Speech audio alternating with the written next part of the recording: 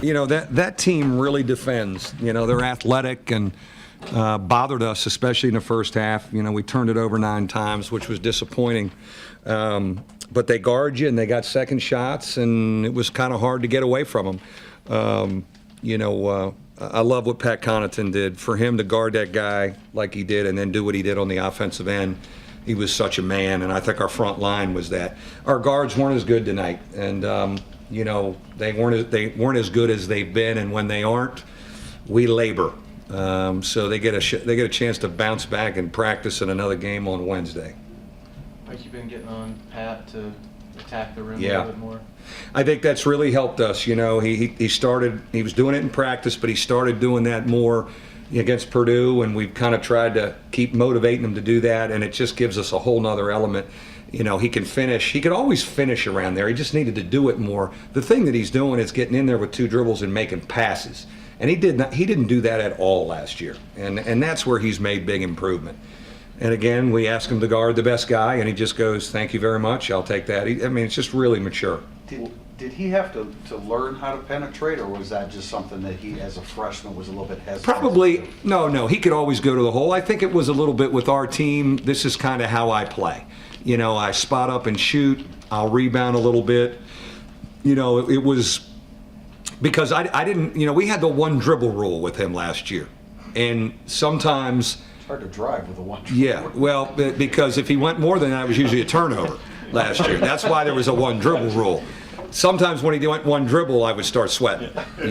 Now he's gotten much better with 2 and, oh my gosh, 3 sometimes, because he's better with the ball. He's stronger with the ball. So that's where he's made improvement. Is he a guy where you want now that it's 2 dribbles, to look for that early as opposed to the standing out the argument? Yeah, I think he can. I love how he curls and cuts. And, he's so deceptive when he extends the finish. He's so athletic. He's finishing up there like big guys and over the top of guys. So we want him to do that. If he gets fouled, he's going to make free throws. So I think that's something in the last week that's evolved with us offensively. You mentioned the guards. Was Crowley's presence in the first half just something? Yeah, I was just disappointed with the concentration of our guards. They have been so good, and they've been so focused with taking care of the ball and shot selection that we were out of sorts because they both weren't in a good rhythm. A little better in the second half, but I know they were disappointed, and that's why I just said I can't watch it anymore. We'll talk about it at halftime.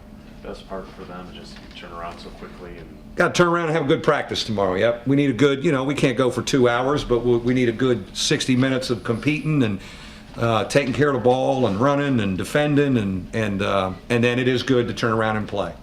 Jack said Connaughton looked like Abramitis out there. That's a good comparison because one of the assistant coaches said that in the last 2 minutes. I don't know if it was Inglesby or Coach Solomon said the same thing. It was very, very similar how he was cutting and moving and finishing. What's he shown? He said the 2 practice gaps that you had between when you had the week off, those 2 weeks off. He said just practice-wise, he got into a better rhythm, got more comfortable with what he's able to do and drive it the way. Yeah, we do a lot of 5-on-5 in practice. So for him, I think he was really attacking. We scrimmaged a bunch, so he was able to practice that while playing in game situations, and I think he's getting the endorsement from us and now his teammates. Go do that and drive that thing. And again, it wasn't something last year because he wasn't good enough with the ball to do that as aggressively, but he's really gotten better with the ball off the dribble. For as long as you've been here, you have a unique situation for you on Wednesday night with one of your former assistants coming back to coach against. You've never done that. Never faced that, no. Well, be neat to see Lewis Preston. He did a great job for us, 6 years with us. Fabulous job coaching our big guys. I think he was the best assistant coach I ever had that played in bookstore. They were recruiting him for bookstore the first week of school. I've never had an assistant, even Swanigan hadn't been recruited that hard for bookstore.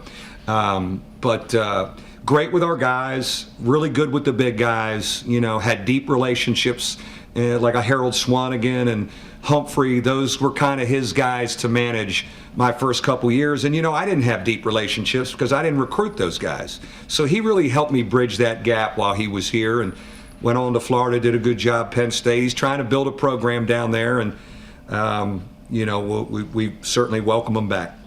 I know those 2 stops after you, but what was it about him, or what is it about his makeup that says eventually he's going to be a head coach? Yeah, he was, great demeanor, positive guy, and good energy.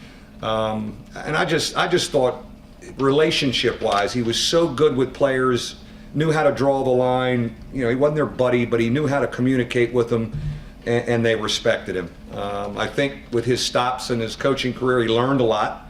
And, he was very ready. He was hungry to be a head coach. He was always on the road, grabbing me, grabbing other guys, trying to get information. What are you doing in practice? I still stay in close touch with him and talk to him a lot, and look forward to seeing him tomorrow. Mike, you happy where you are right now? You got 2 games to the Big East. Yeah, Pete. I mean, I like that we have found out a lot about who we are. I've said to these guys, I think defensively we've had a pretty good identity from the first day, which I was really pleased with. I don't think our offensive confidence or identity really showed itself to the Chicago State-Kentucky week. And off of that, we've gotten more confident offensively, and more guys are doing, Martin shooting the ball, Connaughton doing his thing, Sherman and Bishad coming in and giving us stuff, scoring. So I still think we're figuring that out, but we're further along offensively. I told him these are important 4 days, 2 days of practice, 2 games. We got to get something out of them because we don't play till January 5th. We got a heck of a gap. We have a bye the first week. I wish the Big East would have let me know that earlier. I would have scheduled a game after Christmas, but you don't know that information. So we've got a lot of practice when we come back on the 26th. But I'll take where we're at. I think we all got a little. We feel we have a little unfinished business that we left one on the table against St. Joe, up 8 and couldn't close. That one sticks with us a little, but I'm pleased where we're at, and we got a chance to get to 12-1, and then the real bullets start flying.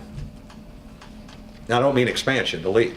I don't think you have much leverage at the Big East right now. So I heard that. Tell me when we go. I'm in. I'm a Big East guy. I've always said that. Just tell me where we're playing next year. I'm ready to go to the Garden. I'm ready to go back to Georgetown. The guy at the rack I'm sure the guy at the rack will be sitting behind the bench next year and really be able to get on my backside. The Villanova fan, the guy at Marquette. We'll do it again. Thanks, guys.